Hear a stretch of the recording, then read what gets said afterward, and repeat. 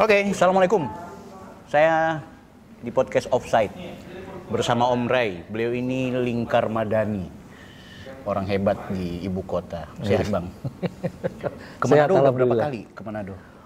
Waduh, udah berapa kali ya? Udah sering sih kalau Manadonya ya. Yes. Tapi juga ke beberapa kabupaten juga udah sering juga.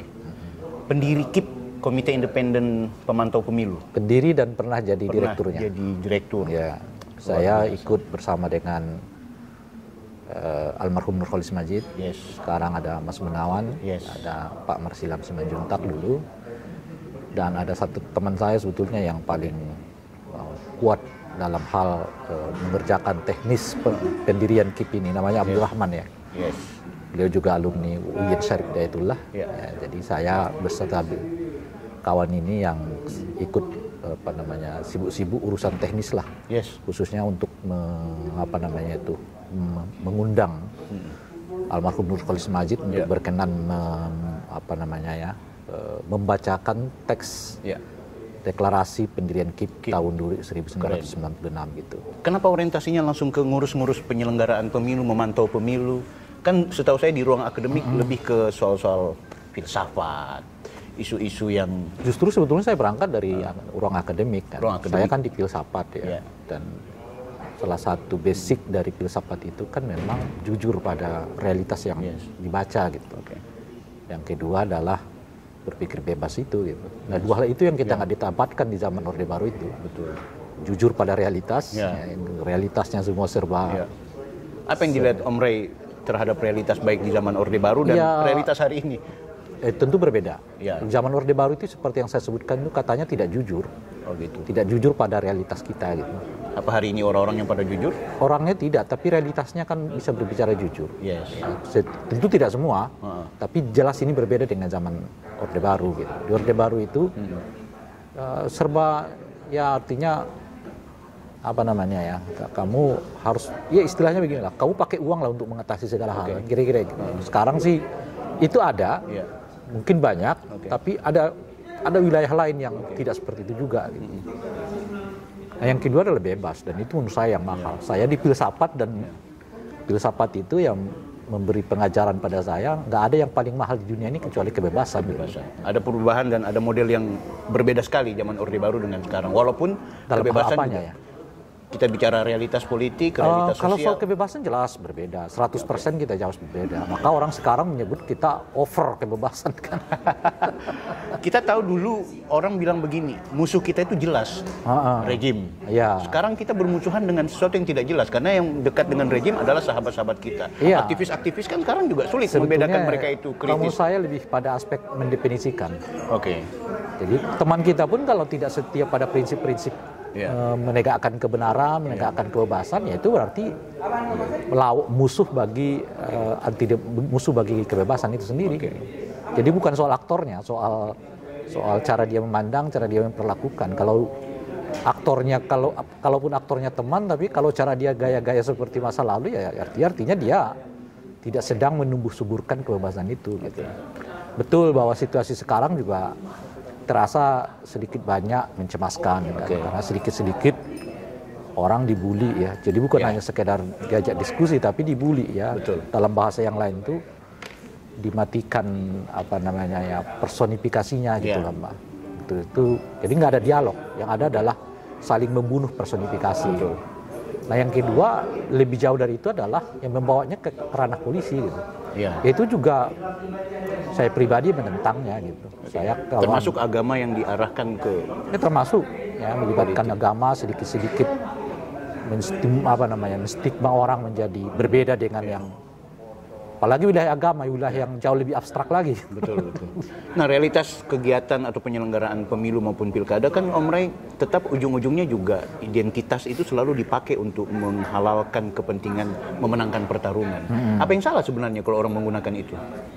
Ya, kalau perspektifnya hukum ya nggak ada yang salah. Meskipun tentu ada yang nanti ada skalanya. Tapi kalau perspektifnya dua hal. Pertama adalah menumbuhkan semangat berdemokrasi yang lebih sehat. menumbuhkan etik demokrasi yang lebih baik, itu jelas mestinya dihindarkan gitu. Yang saya mau katakan itu adalah orang sejatinya diajak memilih orang lain itu bukan karena kesamaan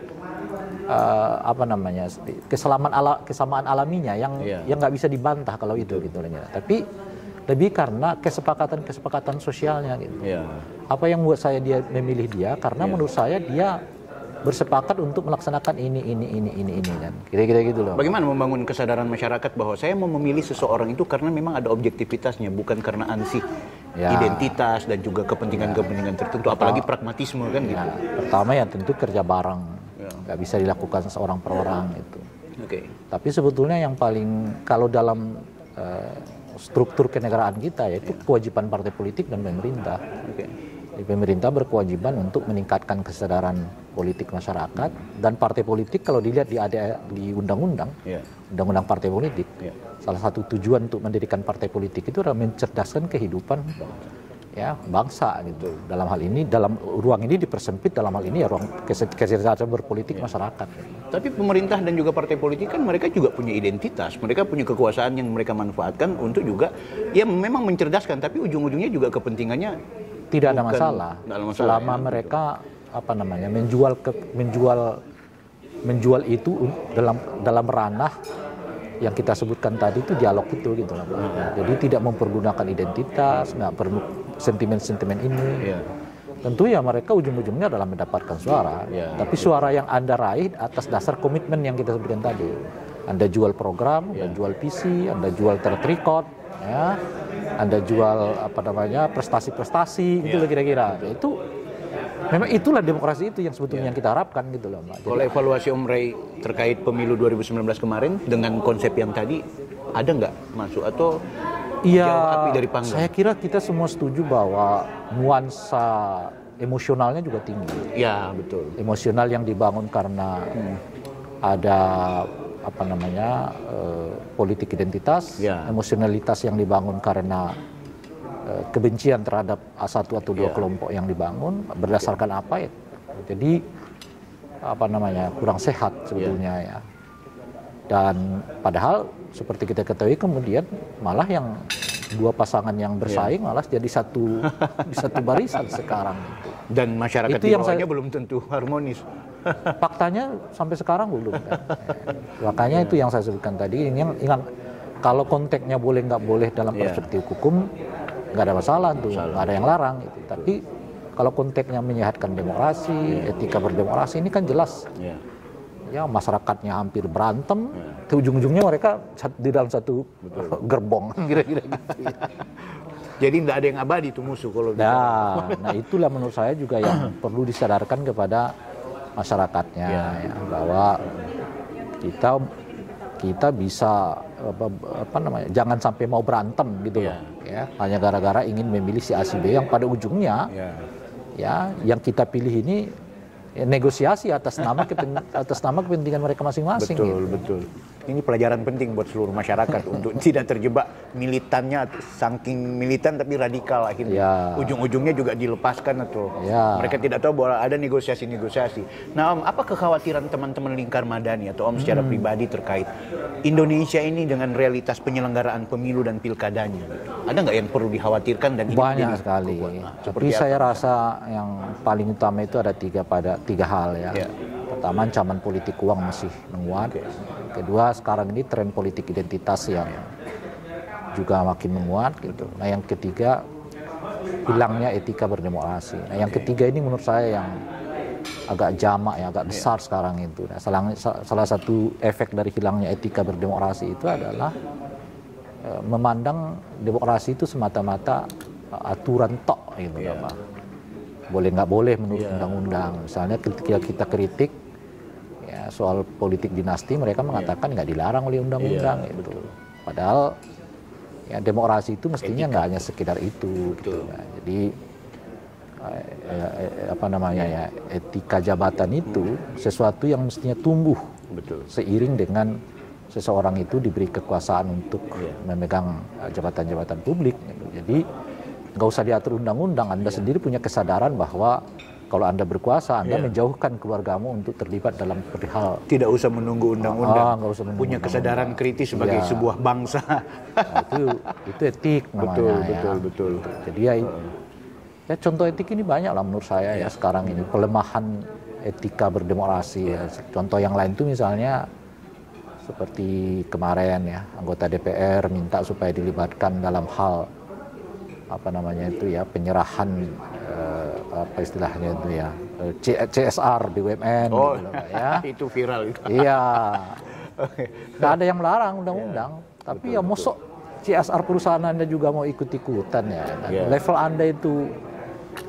Ya. Tapi saya kira juga mereka-mereka yang berkuasa hari ini yang kemudian punya nalar seperti politik dinasti atau kalau dorang apa istilah orang Manado, kalau dorang juga berada di luar sistem, mereka juga sangat kritis. Oh, politik dinasti itu nggak baik. Tapi ketika mereka berkuasa kadang-kadang seperti itu yang saya sebutkan tadi, itu bagian dari pelemahan etik berdemokrasi itu. Jadi kritisisme itu ketika dia sedang tidak masuk gitu loh. Itu enggak. Itu juga gitu ya, di dalam etikanya berubah lagi enggak. Itulah menurut saya itu bagian itu penyakit atau karena memang sudah seperti itu situasinya? Karena bukan dari situasi, sepanjang tahun, sepanjang zaman, sepanjang pergantian periode, orang-orang yang hari ini terjebak di tindakan kasus korupsi, mereka yang teriak-teriak di saat aktivis kemarin. Bahasa saya pembangunan infrastruktur demokrasi kita itu tidak bertumbuh seiring dengan kesadaran kultural hidup berdemokrasi gitu. Jadi fisiknya kita bangun, tapi kulturnya tetap nggak berubah. Jadi persoalan kultur. Kalau karena itu pada tingkat itu ya tidak lagi nggak lagi soal berdiskusi soal bagaimana mendesain sistem pemilu gitu. Tapi bagaimana mengubah mindset orang supaya lebih adaptatif dengan sistem yang kita buat itu. Nah, perangkat-perangkat atau instrumen seperti nggak ada, itu pendidikan itu. Pendidikan ya. Kalau mengubah kultur orang itu kan pendidikan aja. Ujung-ujungnya di pendidikan. KPU dan Bawaslu punya peranan penting juga. LSM juga. Besar. Ya LSM itu kan peran pembantu ya. Tapi bukan aktor gitu loh Pak. Aktor itu ya. Tapi kan bang, penyakitnya terus berkelanjutan di pilkada, di pemilu, ujung-ujungnya itu lagi prosesnya. Karena semua orang memandang demokrasi itu dengan semangat minimalis itu saya tuh. Semangat minimalis itu yang penting nggak melanggar undang-undang. Toh kalau ada undang-undang termasuk penyelenggara. Penyelenggaranya juga sibuknya adalah soal yang sifatnya normatif. Itu undang-undang mana yang dilanggar? Padahal ada banyak hal yang merusak etika demokrasi kita, tapi nggak menyalahi undang-undang itu. Betul. Nah itu udah tugasnya ya Bawaslu, ya tugasnya KPU ya, berada di wilayah itu. Gitu. Nah problem lain juga kadang-kadang toh kalau dia ada aturannya, tapi orang juga semakin canggih. Jadi aturan semakin ketat, kelakuan untuk melakukan tindakan yang tidak sesuai aturan itu semakin canggih. Misalnya ini kan kami lagi rame nih soal, kan politik uang adalah orang memberikan sesuatu imbal-imbal materi kepada orang lain dalam rangka untuk mengajak ke depan memilih dia. Itu yang saya sebutkan tadi, karena semua orang terjebak pada soal definisi, yang definisi itu sebetulnya membatasi, memberi penjelasan untuk sekaligus membatasi gitu loh Pak. Memang membuat jelas, tapi saat yang bersamaan dia membatasi lingkupnya. Yang disebut dengan politik uang, memberi kepada para pemilih sembari meminta yang bersangkutan memilih dia gitu. Jadi didefinisikan jelas memang makna yang disebut dengan politik uang, tetapi saat yang bersamaan jadi sempit lagi gitu.